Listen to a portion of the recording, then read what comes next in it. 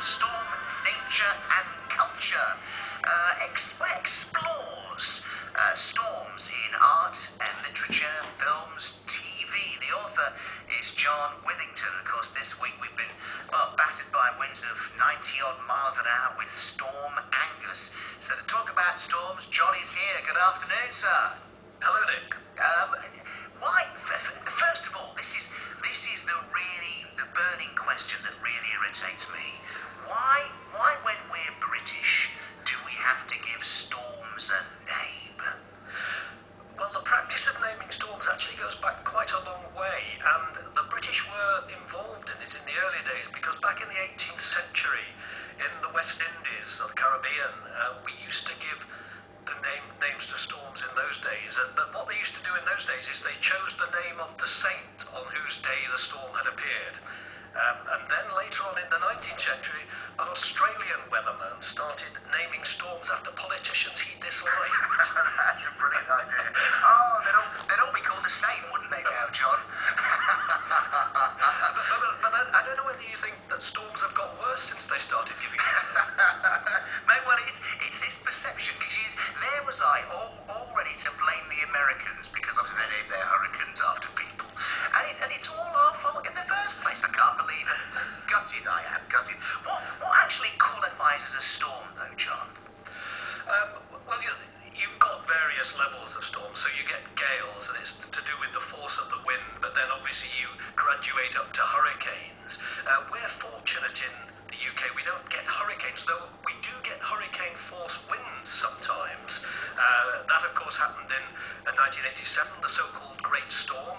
I think Oxford got off reasonably lightly in the Great Storm, but Oxfordshire did have trees blown down, power supplies were cut off and schools were closed. I think Didcot was particularly badly hit, but it was the more southern areas that suffered worst in 1987. Right. Well, so just explain to me, because you lost me there. We have hurricane force winds, but we don't have hurricanes? Because the storm has to be sustained over a certain period of time, and also it has to occur in certain regions. So a hurricane is a tropical storm, and other tropical storms in different parts of the world go by other names like typhoons, cyclones. So storms have to occur in the tropics to be hurricanes, if that makes sense. Right. But also what tends to happen in the storms that we get is mercifully the highest gusts are not as severe as they get in hurricanes, and also they tend to be sustained over shorter periods of time. Though, of course, in 1703 we had another thing called the Great Storm, in which something like 8,000 people were killed, mainly drowned around the coasts of the country. Right, well, we'll talk about that in detail if we may a little bit later on. But I'm just intrigued, and I don't know whether it's just me, but if there is, John, if there is a tremendous thunderstorm, why do I pull back the curtains and stare out into the night and just watch the rain, listen for the thunder? I always count 1,000, 2,000 to see how far the lightning is away. Why am I transfixed? Why am I and others transfixed by storms? Well, it is quite a spectacle, isn't it? And of course in America, where they get these fierce tornadoes and so on, people actually go chasing the tornadoes.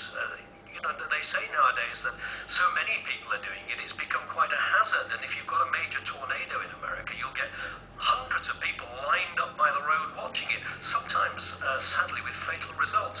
So I think it is a great spectacle, isn't it, when you see a storm? It is one of the awesome demonstrations of nature's power, and it's one that we probably all of us experience at some time in our lives. Yeah, storms have changed history, though, haven't they?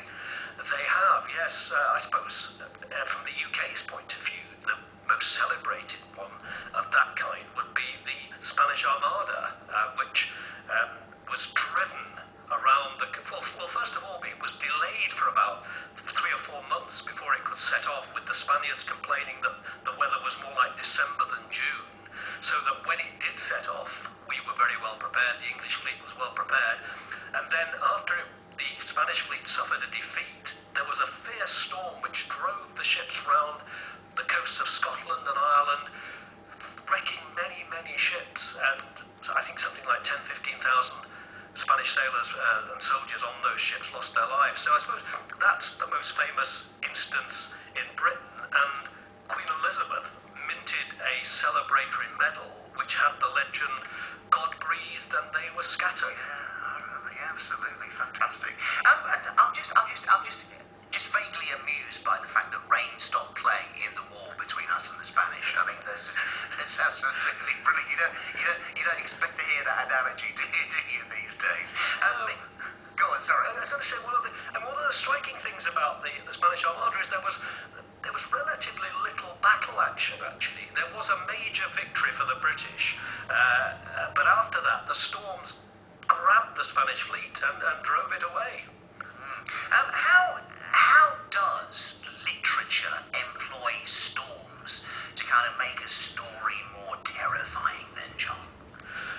Well, of course, Shakespeare used storms in a lot of plays. The Tempest, I suppose, most famously his last play, which is supposed to be based on the accidental discovery of Bermuda.